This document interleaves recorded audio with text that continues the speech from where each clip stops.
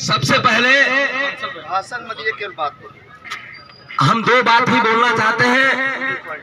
हमने जितने भी लोग यहाँ पे आए हैं, हम खुद ही प्रचार किए 6 दिन भूखे रहने के बाद, क्योंकि हम जानते हैं कि केवल 2 आदमी हैं।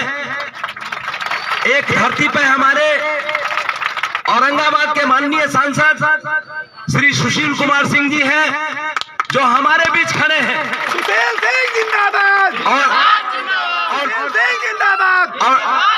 और दूसरी बात है कि हमारे माननीय प्रधानमंत्री जी जो ग्रीस में हैं, वो हैं हमारे सामने ही, क्योंकि वो जो बोलते हैं उसका असर पूरे देश पर पड़ता है।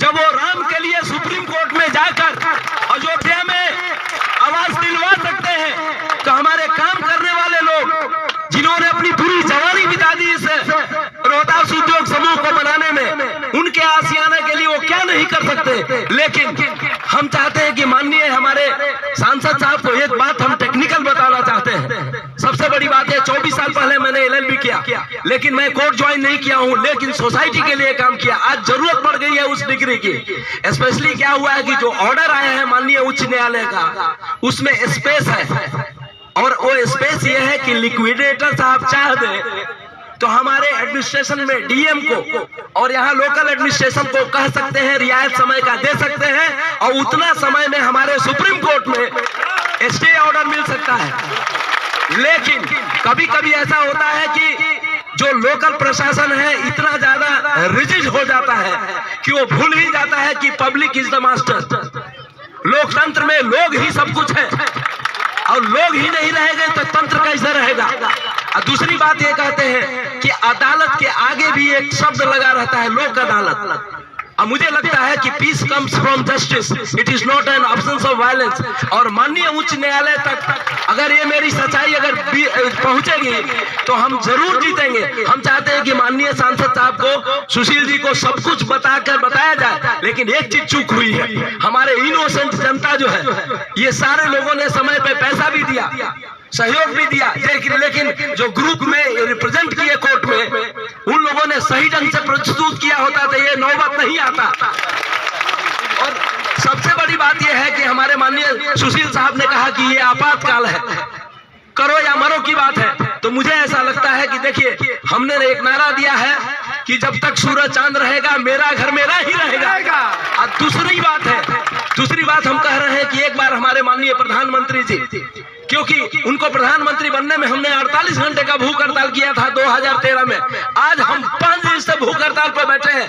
हजारों माएं अपने घर से रोटी लाकर ही हमारा यहाँ कल थोड़ा सा मुंह में अन्न डाला। लेकिन हमें विश्वास है कि सोन क्षेत्र में रहने वाले, हमें लगता है कि माननीय सुशील कुमार जी को कौन नहीं जानता है इस भारत में। और सांसद का मतलब होता है कि देश के किसी भी कोने से अगर सांसद है तो आप किसी भी व्यक्ति का समस्या का उठा सकते हैं संसद में। लेकिन समय बहुत कम है, इसीलिए हम लोग कोशिश करेंगे कि माननीय प्रधानमंत्री जी से आप इनकी आवाज को, इनके चेहरे को आप देखिए, क्योंकि मुझे लगता है कि घर ही सब कुछ है। और मम्मी लोगों को स्पेशली माँ नहीं है, और वो माँ को बहुत मानते हैं हमारे प्रधानमंत्री जी। हमें लगता है कि घर नहीं तो कुछ भी नहीं हो सकता है। और एक ब्लेम किया गया था कि शिव गांधी बच्चों को लेकर आंदोलन में भाग ले रहे हैं। जब घर हटाया जाएगा तो क्या हमारे बच्चे नहीं हटेंगे? ये मॉडल स्कूल बंद हो जाएगा, बालिका विद्यालय बंद हो जाएगा। और मुझे ऐसा लगता है कि थाना की क्या जरूरत है। तो मुझे लगता है कि पब्लिक के लिए सब कुछ किया जाए। डेमोक्रेसी का मतलब होता है, democracy is the government of the people, for the people, by the people. और सबसे बड़ी बात है कि हमारे जनप्रतिनिधि का मतलब होता है कि पॉलिसी मेकर होते हैं, वो पॉलिसी बनाते हैं। हम चाहते हैं कि माननीय कानून मंत्री से हमारे माननीय सांसद साहब डायरेक्ट बात करें और कहें कि भाई स्पेस है तो हमारे नागरिकों को स्पेस दिया जाए। क्योंकि राजीव नगर और हल्द्वानी UP का जो ये है, क्या बोलते हैं, एग्जाम्पल है, that is the like real democracy, real example for the democracy. हमें उम्मीद है कि टुगेदर वी कैन, एक साथ हम जीत सकते हैं। पूरे देश को जोड़ेंगे, प्रधानमंत्री को जोड़ेंगे, राष्ट्रपति को जोड़ेंगे, माननीय सुशील जी को जोड़ेंगे, अपना घर नहीं छोड़ेंगे। और हम चाहते हैं कि जोरदार सुशील सर के लिए एक बार नारा लगाइए, everything is possible, everything is possible, first in the mind second on the land. हमारा घर बचेगा और हम ये घर लेके रहेंगे, क्योंकि माननीय मोदी जी का जन्मदिन 17 तारीख को आ रहा है। मैंने उनके जन्मदिन पर 68 किलो का लड्डू बनाया था। अब अगर हम स्टे मिल जाता है तो इसी मंच पे माननीय सुशील जी को बुला के प्रधानमंत्री का जन्मदिन मनाएंगे और कोशिश करेंगे कि हम सब कुछ करके दिखाएं। जय हिंद, जय भारत।